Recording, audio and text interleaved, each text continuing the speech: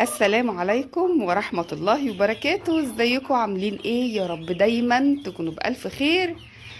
جايه لكم كده الصبح بدري اصور لكم المكان عند الفراخ ازاي، وكمان اعرفكم انا بعمل ايه الصبح للفراخ. يعني ده روتين النهار زي ما بتسموا كده الروتينات، ده روتين النهار بالنسبة للفراخ البيضة. بصوا بقى، شايفين البطارية؟ انا مغطية نصها تقريبا ببطانية قديمة. ليه؟ عشان تحفظ الحرارة. انا مش حاطة غير لمبتين اتنين، الواحدة منهم 100 ولمبة بيضة تنور. طبعا البطارية طويلة وعريضة، فالمساحة دي كلها محتاجة تدفئة كتير، محتاجة بتاع 4 لمبات 100. فانا عشان برضو التدفئة تبقى مناسبة ومحطش كهربا كتير، عملت كده. غطيت 3/4 ببطانية قديمة. من انهي ناحية بقى؟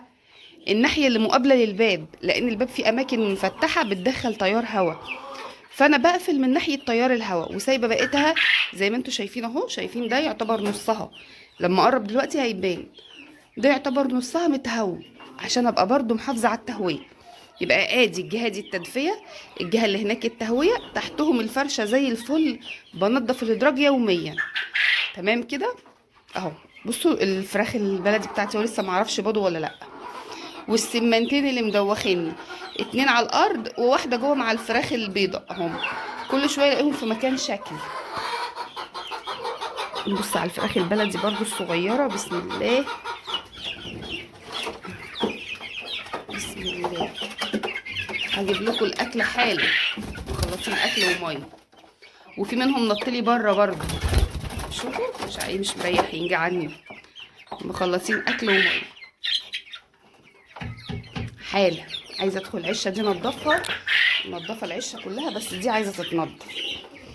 بصوا بصوا بقى التهويه قد ايه. يعتبر نص العشه اهو، يعني اقل من نص بحاجه بسيطه.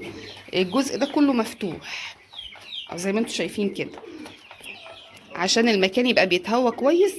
الجزء ده كده كله مفتوح ليل نهار اهو. بصوا اهو. انا حاطه دي بقى عشان ايه؟ اقفل على العلافات، لان الفراخ البلدي بتدخل تخلص لهم العلف. فانا قافله كده بسلك من بتاع التحضير، كان باقي عندي حته كده، غطيت بيها وربطتها بسلك رباط في السلك اللي فوق كده. الفراخ بتعرف تاكل. طب ليه كده؟ ليه كده؟ اما اجيلك بالليل كده الفراخ بتعرف تاكل، والفراخ البلدي ما بتخلصش اكلها ولا حاجه. بصوا بقى بالنهار انا مش حاطه غير، عن اذنكم بص اكل وميه. اكل وميه بيضه، مفيش فيها اي سقوات ولا اي حاجه، هي ميه بيضه واكل علف، مفيهوش اي حاجه تانية. لان برضو مخلصه الكركم لسه، انا افتكرت اهو عشان انزل ان شاء الله بعد اجيب على طول. ميه بيضه وعليها الكركم وبس. ميه بيضه والعلف عليه الكركم بس، مفيش حاجه تانية. بصوا لقيتهم منتشرين في الجزء اللي انا وسعته امبارح. انا قلت انا هصحى الصبح الاقيهم كلهم متكومين الجهادي، بس الحمد لله لقيتهم في كل البطاريه، حبه هنا وحبه هنا. فالحمد لله يعني مفيش كده بقى، مفيش سقعه، مفيش كتمه كده، الدنيا تمام عندهم اهو. بس كده العلف قدامهم اهو، علف بس والميه بيضه، مفيش اي حاجه تانية. ده بالنسبه لليوم كله. بالنسبه للفراخ، الفراخ ما بحطلهاش اي خلطه غير مره بالليل معاكم، خلطه وسقوه بالليل معاكم بس. بقيه اليوم علف وميه بس. تمام كده. انا حبيت اوريكم برضو تاني، لان عملت فيديو قبل كده وناس رجعت تسالني، فحبيت اوريكم تاني احنا بالنهار بنعمل ايه لفراخنا البيضه. السمانه دي لو طلعت بره مش هعرف اسيطر عليها، لان بينطوا مسافات عاليه فهتطير. خلصنا كده شغلنا بالنهار، طلعنا للفراخ من بدري، حطينا اكل وميه بس، ما تبقاش حاجات كتير يعني، وهي اكل وميه. على بالليل بقى ان شاء الله نعمل خلطه الليل مع بعض. بقينا بالليل اهو طالعين تاني للفراخ. بصوا اهو، شويه طماطم بقى تمام للفراخ البلدي، فيها فيتامينات وفيها املاح وفيها كل حاجه مفيده جدا للفراخ والبط والطيور البلدي اللي عندك. والطماطم دلوقتي رخيصه جدا، سواء محلات عربيات هتلاقي في منها مستويه كده وبايظه، خديها للطيور بتبقى بسعر رخيص جدا، دول ب5 جنيه مثلا. وساعات بيدوها لك ببلاش، يعني لو انتي حد معرفه يديها لك ببلاش مفيش مشكله، لان كده كده هيرميها. فاستفادي بالحاجات دي، هتوفر معاكي وكمان مفيده قوي للفراخ. فما شاء الله الفراخ بتحبها جدا، ولما كان عندي البط كانت بتوفر عليا الاملاح المعدنيه كمان. انا عايزه بقى اخد منها شويه للفراخ البلدي الصغيره، عشان ايه دي كتير على الاربع فرخات اللي هنا. هطلعها بس بره عشان ما تبهدليش الدنيا هنا مكان الفراخ البيضه، ما يبقوش جنب الفراخ البيضه. بصوا نص كيلو بياض مش اكتر من كده، بيقعد لتاني يوم بالليل. يعني هو عدد الفراخ عندي هم 4 فرخات بيبيضوا اهو. نص كيلو بياض وشويه الطماطم دول، يعني تقريبا كده بكره ممكن ما اجيبش اكل كمان. فكده حلوه قوي بالنسبه للفراخ البلدي وموفرين عليا كتير. اخد بس شويه طماطم، اصبروا احدفهم للفراخ الصغيره نشوف. تعرفوا تاكلوهم؟ ما شاء الله خطفوها اهو.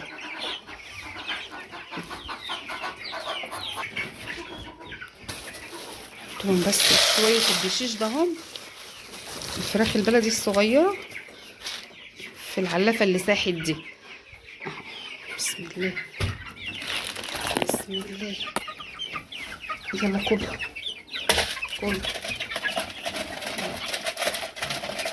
سيبهم بقى ونبص على الفراخ البيض. بس كده حلو قوي بالنسبه لهم هنا وهنا. هدخل بقى على الفراخ البيضه كمان اعمل لهم الاكل بتاعهم. ايوه طيب ماشي جايه اهو. طب نشوف في ايه اول ما اطلع الخبط ونديه يشتغل. بص تعالوا اما افرجكم على اللي جالي دلوقتي اهو. شوفوا لسه بنتكلم. بصوا الشكاره دي فيها ايه. مش هعرف اقطع بايد واحده صح؟ لا هعرف.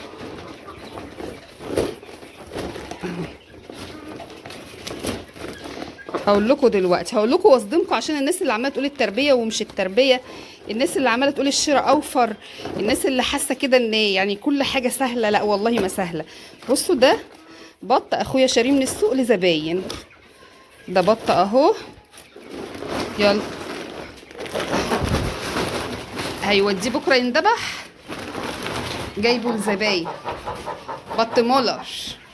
انتوا عارفين الكيلو دلوقتي معدي ال 150 جنيه من البط المولر السوداني والمسكوفي. السوداني والمسكوفي بسعر واحد. عارفين الكيلو بكام؟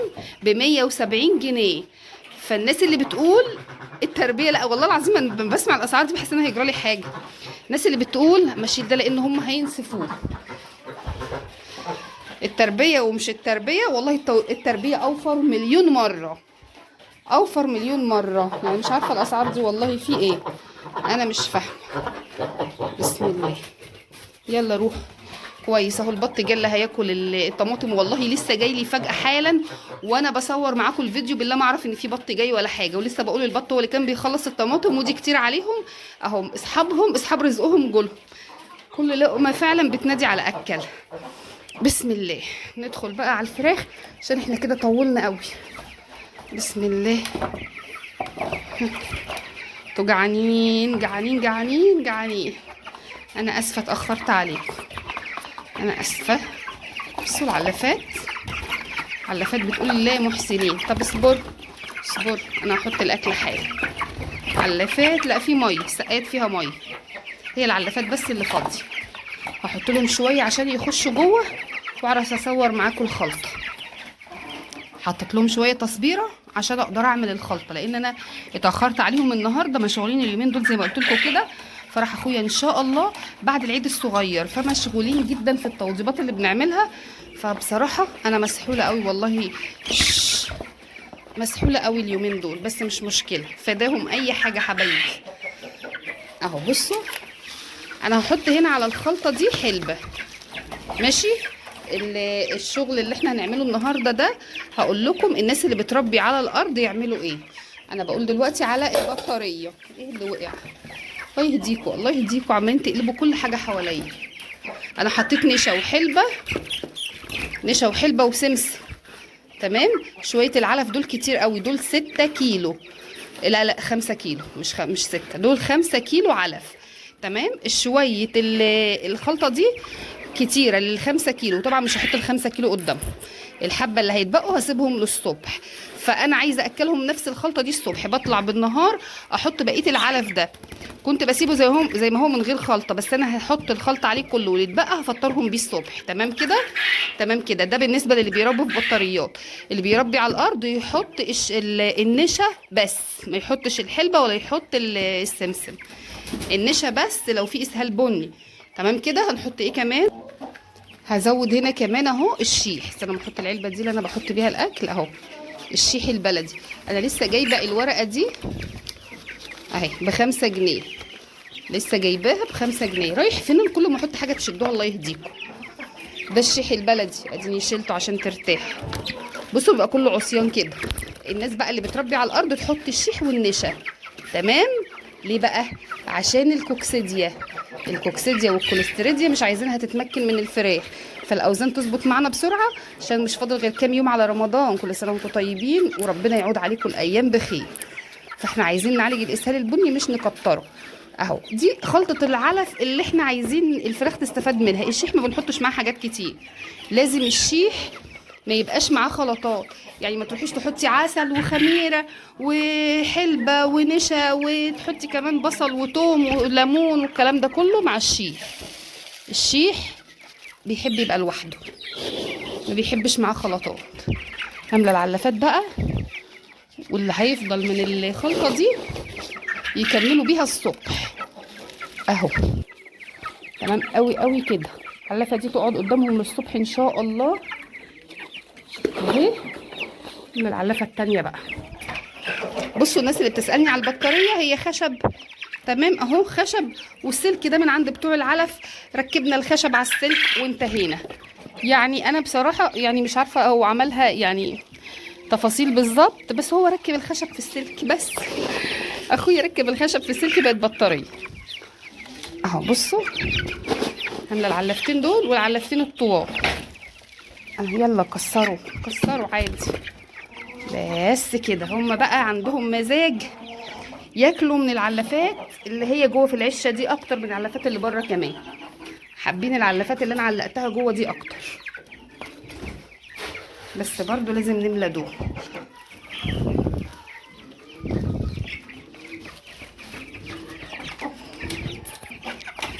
بصوا بقى معلومه كده خلوها في دماغكم، اما تلاقوا الفراخ وهي بتاكل بتنكش العلف ببقها تبعتره، اعرفوا ان دي بدايه كوكسيديا. لو الفراخ وهي بتاكل بتبعتر العلف وتكبه كده بمنقارها، دي بدايه كوكسيديا. اشتغلي على طول بالشيح لو مش عايزه ادويه، لو العمر كبير ومش عايزه ادويه اشتغلي بالشيح. تمام. خلصنا. نجيب بقى السقايه الفاضيه ده اهي عشان نعمل نعمل السقوه. فين الغطا اهو. بصوا السقوه كمان اهي.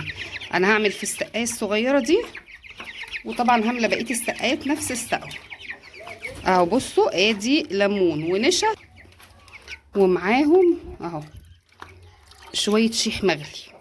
الشيح ده وانتي بتغليه لازم تغطيه، عشان هو فيه زيوت مفيده مش عايزينها تتبخر، يبقى لازم يتغطى. وما يبرد خدي منه ربع كوبايه على السقايه اللتر. الناس اللي بتربي على ارضيه اعمليه 3 مرات في الاسبوع. بتربي في بطاريه وشايفه ان الفضلات تمام. بصوا الفضلات عند الفراخ والله ما فيها ولا غلطه، ما فيهاش ولا لون مختلف، بس انا بحب اعمله برضو وقايه، عشان حتى لو الفراخ في البطاريه احتمال يجي لهم كوكسيديا. في البطاريه اعمليه مرتين وتبقي برضو متابعه الفضلات بتاعتهم دايما ان هي لونها طبيعي. على الارضيه اعمليه 3 مرات مع الحفاظ على الفرشه والتهويه والتدفئه، لان الفرشه هي السبب. لو الفرشه مش مظبوطه مش هيروح من عندهم مهما تعملي. تمام كده. يبقى سقوة النهارده والخلطه شيح. الشيح مهم جدا من عمر 9 ايام للفراخ، هيغنيكي عن دواء الكوكسيديا تماما. احط بقى السقوه دي واعمل السقايات بنفس النظام. مليت سقايتين بس، هو عشان التالتة جيت اطلع عاملاها البط طلع بره، طبعا مش حافظ المكان فانا خايفه يقع من على السلم. البط بتاعي كان بيدخل على طول ورايا، مش عارفه دول انا هرجعهم تاني مكانهم ازاي. والله وحلاوتهم ان هم شبه بطي معفن كده، ريشه معفن، فكروني بالبط بتاعي بالظبط اللي كان هنا وبعته. المهم هي السقوه النهارده شيح بشاي وليمون، وعلى العلف شيح ممكن مع كركم بس. انا حاطه السمسم وحاطه الحلبه، هما ما ينفعوش مع الاسهال البني، بس انا فراخي ما عندهاش اسهال بني عشان بربي في البطاريه. فاللي بيربي في البطاريه عادي نفس الخلطه، بتربي على الارضيه، يبقى تاخدي بالك عشان لو في اسهال بني وحطيتي حلبه حطيتي سمسم ممكن يزود الاسهال. تمام كده، بس كده يبقى لحد كده الفيديو بتاعي النهارده خلص. يا رب يكون عجبكم، وادعوا لي اعرف ارجع البط ده مكانه بدل ما يقع وبطه تتكسح او يجرى لها حاجه. اشوفكم بكره ان شاء الله في فيديو جديد على خير. سلام.